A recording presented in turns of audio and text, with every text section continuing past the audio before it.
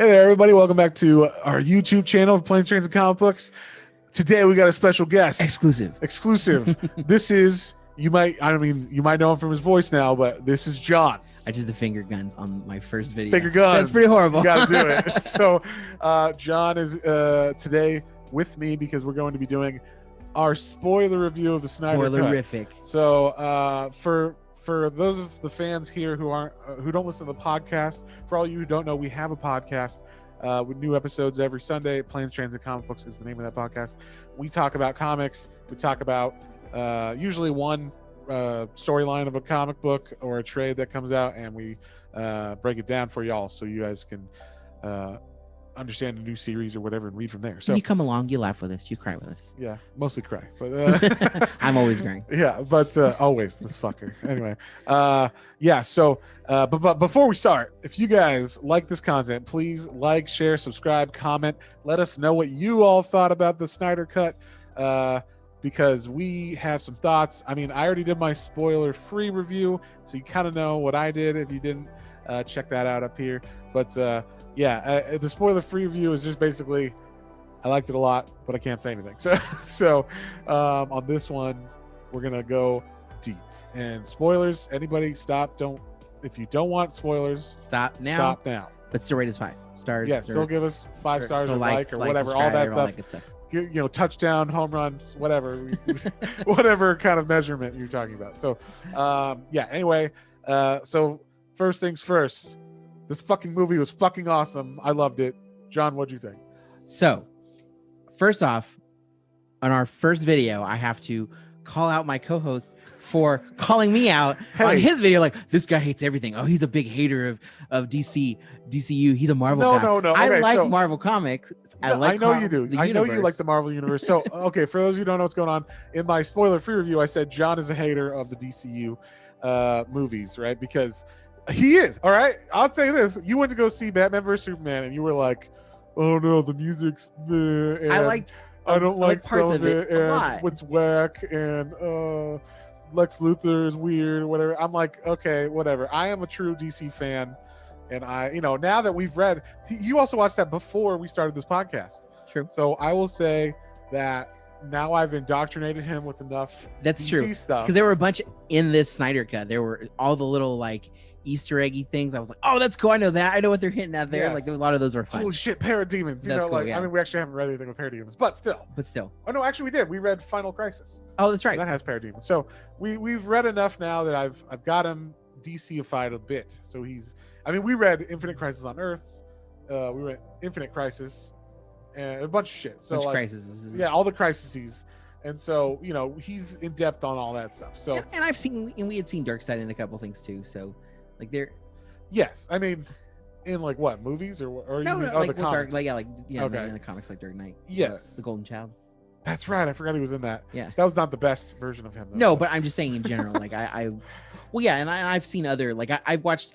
I will say this beforehand. Like the DC animated films are far superior to the Marvel ones. Like they're fantastic. I mean, if you're talking animated, I think DC kills everything. But yeah, I mean, there aren't even barely Marvel animated movies. But that's true. But as far as obviously we love the MCU for the most part. I mean, every now and then there's one I'm like, I don't care that much. But MCU's fine.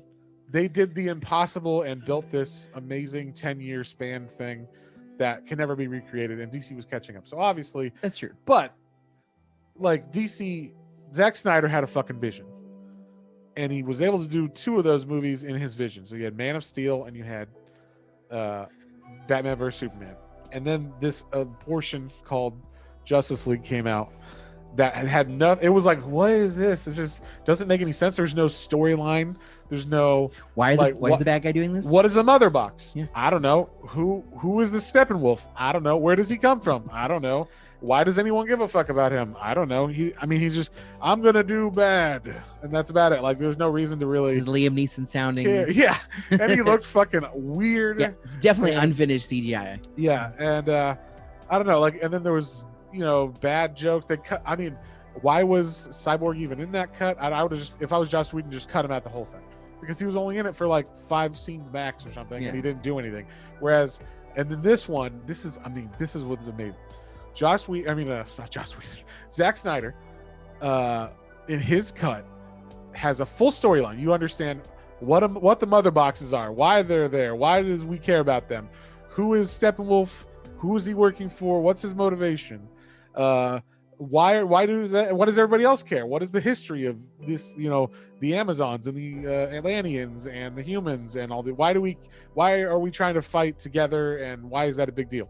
And then also the introduction, you get the Flash, better introduction, full introduction. You see Iris, you see his future wife Iris in it. You get a better. He's not as goofy. I mean, he is goofy in this, he's goofy, but there's moments where he's actually normal. Like when he's running at the end and he's like, Dad, I was one of the best. I was like, you son of a bitch. Like you are one of the best, Barry.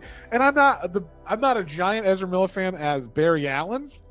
He's he's the kind of the comedic humor in it. And so that's his play. He's fine as that, but Barry Allen is never really like that super in the comics. Like he's more of just I'm Barry Allen. He comes off as a little more cocky to me. He's more of a hero than this Barry Allen. But when he's running, I was like, fuck yeah, you're Barry Allen right now. You're turning back time. He turns back time. That's how fucking fast the Flash can run. He finds a way. It's fucking awesome. He finds a way. Yeah, life finds a way. But yeah, so in this, you also have Cyborg. Now, I mentioned Cyborg. I would be so mad. And this is why Ray Fisher was so mad. He has a fucking giant role. He's the heart of this film. He is 100% the heart of this Snyder cut. This film is not 45 to 50% Cyborg story, 100% of that. Yeah. And it's just 100% of 50%. All right. 60% of the time works every time. Yeah.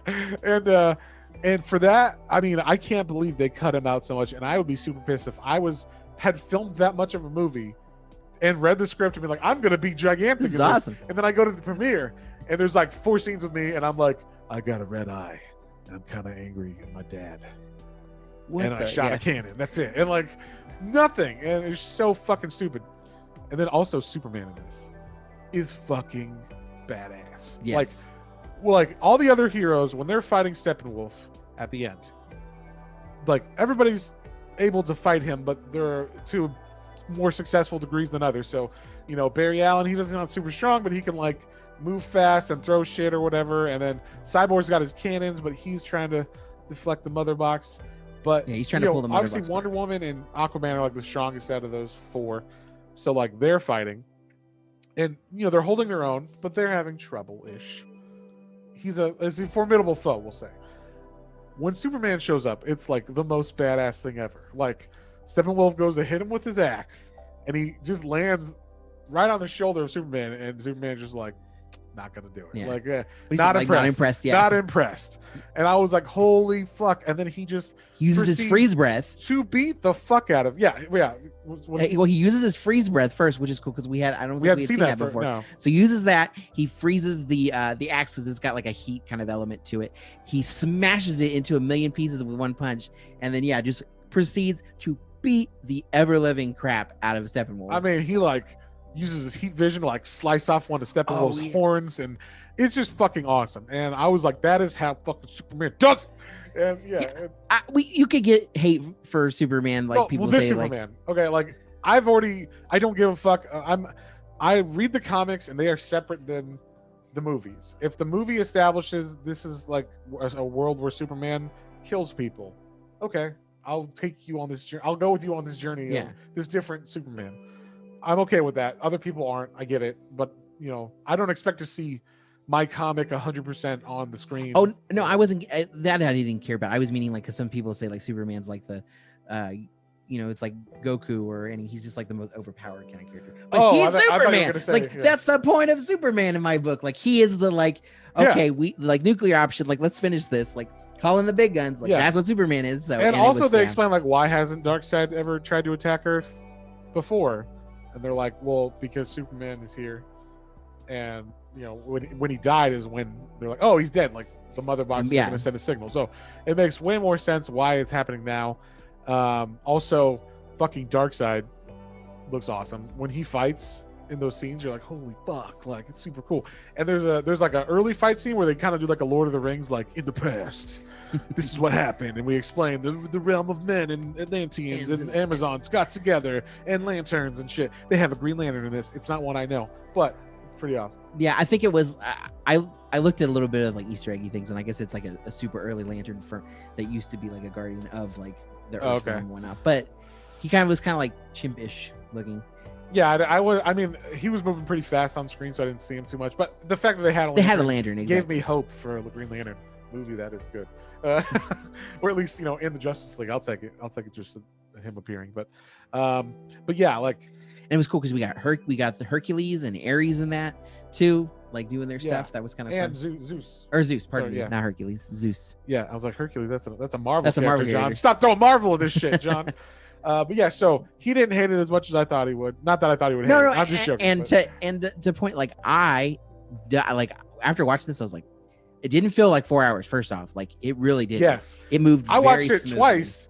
The second 4 hours, I was like, yeah, feels the same. It felt like well-paced movie. Yeah, like it's 4 hours. I can tell it's 4 hours, but I'm not like bored ever, and I'm not like, will this move now? It just is well-paced. It makes sense. I enjoy it. I get to see everything. I check off the boxes. Do I get to see fucking cool Superman? Check. Do I get to see cool Wonder Woman? Check. The Wonder Woman scenes where she fights in the bank or wherever the fuck that is, the museum. Yeah. She sees all the kids. In the Joss Whedon cut, they cut like half that out. So she's not nearly as badass in the Joss Whedon cut. And also every time she fought in that one, it was always like, don't get me wrong, there was stuff where they slowed down in this one, but they like almost every time they fought like Wonder Woman stuff, especially was slowed down. In this, they really showed her like at full speed, like and she was like blocking a full machine gun, like she was like as she's running. I thought that was fucking cool. Yeah, it was badass. Like, this is awesome.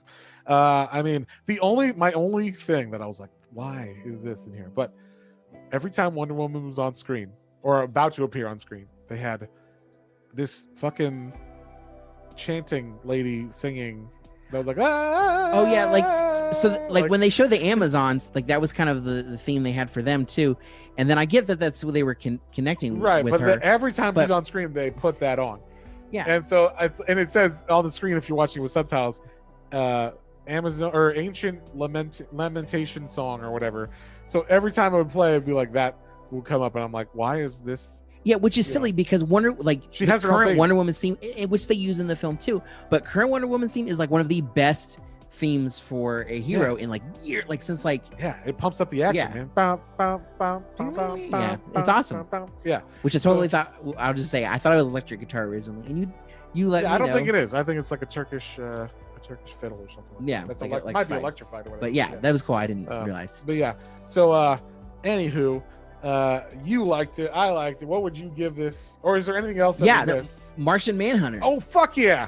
Martian Manhunter's in this. And it was way more than I anticipated him being. Yeah. When he first appears, so Martha goes and talks to Lois Lane, and it was kind of a moment where I was like, okay, yeah, they're trying to like build each other up a little. Like Martha's like, you need to get back out there. You're Lois Lane. You need to go out. And, Clark wouldn't want you to be like this. She's like, yeah, okay, I guess.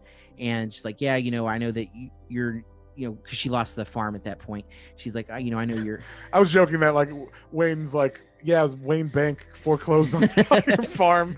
He let Martha go broke.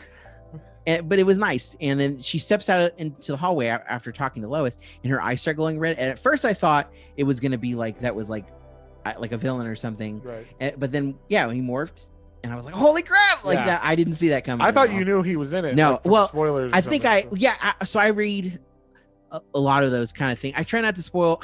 I'm so picky with those. Like sometimes I will look and be like, oh, like who's like this actor's in this? Who are they playing? That's cool. And then sometimes I'm like, no, that's too much information. I want to go in and not like. Sometimes I'll watch every trailer for a movie, and sometimes I'll watch the first one, and that's it. Yeah. So I don't know. It depends. But, I hear it. Yeah. So this one, I knew some things. Like I knew Joker was going to be in it. Right. But I knew he was going to be in it too. But I didn't like, and I think I knew that they said like, oh yeah, that actor was supposed to play Martian Manhunter, but like they never got to do him. So like, I think like he had filmed a scene or something. So I figured we would get like a hint, maybe like one shapeshift in the background of a scene, but I didn't know it was going to be like two full scenes. Yeah. And then like introduction and everything. Yeah. And then he comes the end of the film. I thought it was Superman at first that shows up, and then oh no, it's Martian Manhunter. That's awesome. Well, and then also I totally forgot about this scene, but there's like an epilogue scene that like they set up that like this world ain't good yet, because Darkseid is like at the end after Steppenwolf dies, Darkseid's like, we'll have to do it the old way since we don't have the mother boxes to open up boom tubes to transport us here. We'll have to do it the old way. Prepare the armadas. So like he's coming on ships. So that's like the sequel, obviously. And in the future, we see in the epilogue, there's like a future scene where in all those scenes of Batman in the future with the dark world and everything happening, that shit is still in happening apparently, because he's still having premonitions about it, where like Batman specifically doesn't save Lois Lane. Superman goes evil, and starts working for Darkseid as like his right hand man or some shit. Yeah, I guess Lois Lane is the key to like controlling Superman. If Lois dies, and I kind of like that. Like it's a different take. Which I mean, in this, they obviously have him. He's raised as a human-ish, and then his dad is like, you got to be good, son, or whatever, but you don't have to reveal yourself if you don't want to. And so like it's a little bit of different origin. So in this, he doesn't seem as much of like, he's not as like, oh, I have to be good for good's sake or whatever. He's like, I love Lois and I like protecting humans or whatever, and that's cool. But like, if Lois is gone, maybe I don't give a fuck about protecting humans. Like, it's an interesting take on it, I think. So that scene was cool, and that's where the Joker is. The Joker shows up. He's working with Batman. Like, Batman has broken him out of Arkham, or he's just in this ragtag team that they have. It's like a future Flash that isn't Ezra Miller, or didn't look like Ezra Miller. And then Deathstroke. Is there anyone else? Yeah. Mira. Mira, that's right. Yeah, Aquaman's because dead. Aquaman gets fucking stabbed through his chest with his trident. Yeah, Aquaman's dead. Wonder Woman is dead. Yes. Because they had like the coins on her eyes. Yes, Wonder Woman's she dead. had like her mom was still alive. Yeah, her mom's like the oldest lady there. She's like, man, this really worked out for me, but it's kind of sad. But yeah, it's sad. I miss Diana. Oh. Yeah, but yeah, so like that future thing happens, and as an epilogue, it works. I did think that was the only part when I first watched it. I'm like, wait, is there like a whole other part of this movie now, like where Darkseid comes, because we're seeing this weird like future thing? But it's just like a teaser for the next movie, basically. Yeah. Which I enjoyed, and I did not hate Jared Leto in the Suicide Squad movie. I was like, it's a different portrayal. Let's see where it goes. And then it didn't go anywhere because they canceled it. And then now he's the same in this one, but he's definitely toned down. He's not it felt almost like a mixture of like most of the Jokers we've seen on screen, because like the makeup kind of seemed Heath Ledger-y, the kind of like look and talk almost kind of felt like a Joaquin Phoenix Joker a little bit. Yeah. Except for his hand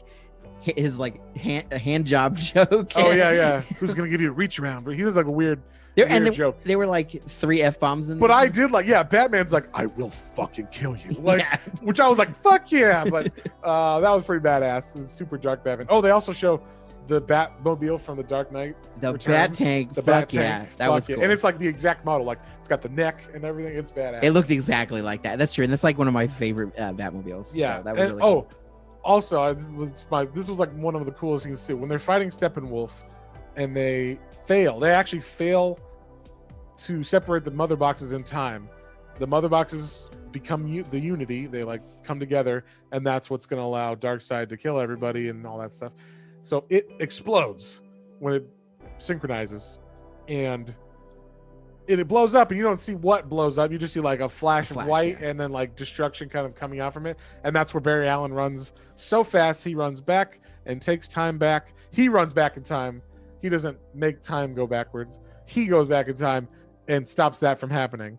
So, but it was so fucking cool, because as he's running back in time, you see Superman, his body, like the blood and body parts come back together. So Superman got exploded by the mother box. That was fucking cool. It reminded me of the Watchmen, when the body's like coming together. Oh yeah. Like, it was really cool. Yeah, because like you see Superman's like blood and like his like the veins and everything like coming back to his body. Yeah, and same with everybody else there too, because they all exploded as well.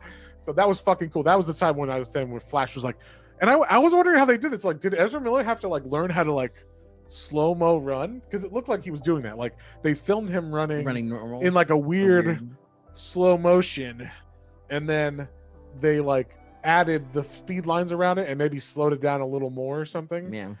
And then that's how they got it, because he was doing like over exaggerated like running motions. and I liked it. I thought it was cool. I was like, that's a hard thing to do. But yeah, and the only one we didn't really talk about too much, which you should because you're a fucking Aquaman fan, but we didn't really talk about Aquaman too much. He was pretty much the same in this. He was the same, but he definitely had more like understanding to like the plot of things. Because the last one he just kind of showed up and he was like, yeah, I guess like and he had a lot more of like woohoo, like one liner, like yeehaws. Yeah. In the last one, he had one or two, but like for the man. He did Sky Surf. Yeah, he does Sky Surf, which hey, it's fine. It's Aquaman. It's fine. It's Aquaman.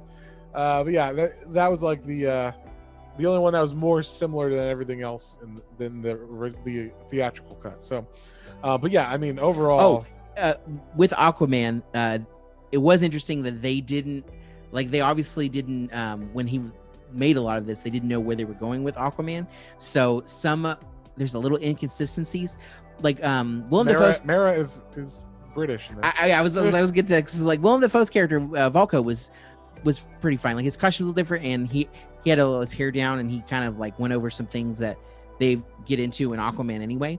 But yeah, Mira was like, she had a British accent. Yeah, that was weird. She was definitely. I was like, wait a second, did she have an accent in the Aquaman movie? You're like, no. Honestly, thinking about it now, it almost does make it a little bit better because it kind of gives her that kind of like highbrow elevated status to like, but she's actually like a princess. Yeah. So that kind of almost would give it a little bit more of that. Yeah. The or not love triangle. Maybe she couldn't like keep it well enough, and so James Wan was like, fuck that. Maybe, or maybe because they had already redid the. Yeah, they're like, we don't need to do that. Why make you have a British accent for no reason? Yeah, I don't know. Yeah.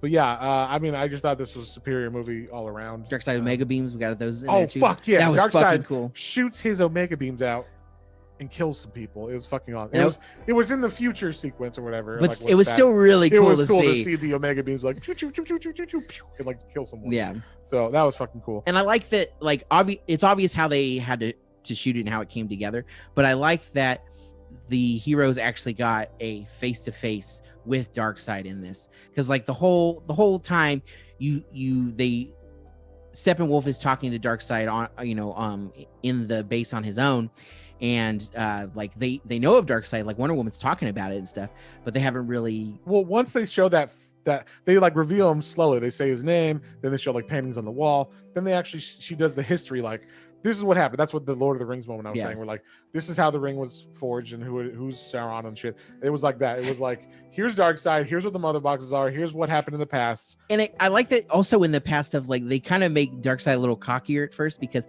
like he comes out, like he jumps right into the battle and he's got like barely any armor on and stuff too. And he's fighting and he gets taken down by Ares' axe. Like Ares was fucking cool in this. I was like, hey, he's not such a bad guy. Like he gets like, he doesn't quite aim for the head, but you gotta aim for the head. He gets hit really bad, and like a bunch of parademons take him back up, and he's like bleeding really bad. And he conks out, right? He passes out completely. He got shot with an arrow and passes out too. Yeah, but then like later on, like he's definitely like he's got a little more of the armor on him. Yeah, he's definitely like.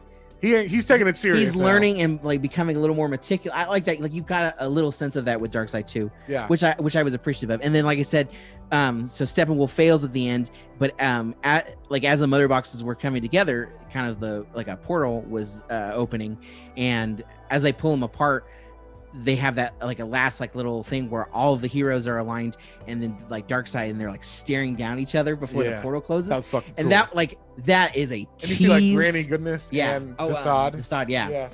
That was badass. That was such a fantastic tease that we were probably never going to get now. Never going to. But I'm very happy that Zack Snyder got to make this movie, even though like obviously there's some like CG that wasn't 100%, but it's like he had to like fill in the blanks with what they had money wise and stuff. So I don't like hate it on any of that stuff. It was still really good. It was still better than the Joss Whedon cut. So by far, like so like I said, I liked parts of that everything I liked from the Joss Whedon cut was in the Zack Snyder cut. So that meant Zack Snyder filmed it, not Joss Whedon. Exactly. So I was very happy that Joss Whedon did not add that scene where Superman tracks the Flash when they first meet Superman, when like Flash is running and they bring him back from the dead.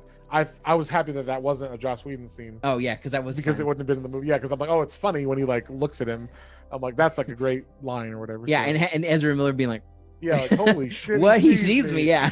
So yeah, that part's awesome. But Anyway, we've rambled on long enough. I think we spoiled everything that could possibly be spoiled. Yeah, pretty much. So like we said, if you guys like podcasts, like comics, check out our podcast, Planes, Trains, and Comic Books. New episodes every Sunday.